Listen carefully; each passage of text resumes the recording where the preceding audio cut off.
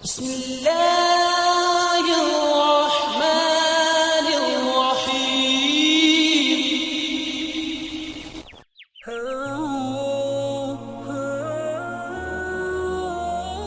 ایک بار نبی کریم صلی اللہ علیہ وآلہ وسلم لوگوں میں بیٹھے ہوئے ان سے باتیں کر رہے تھے۔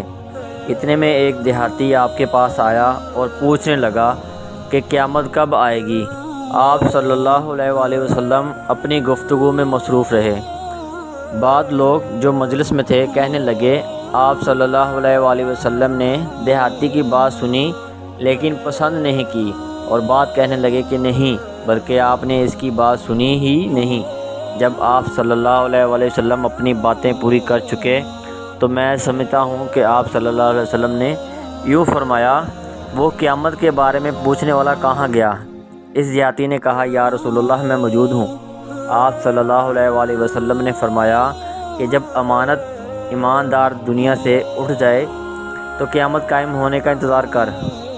اس نے کہا، ایمانداری اٹھنے کا کیا مطلب ہے؟ آپ صلی اللہ علیہ وآلہ وسلم نے فرمایا کہ جب حکومت کے کاروبار نالائق لوگوں کو سونپ دیے جائیں تو قیامت کا انتظار کر۔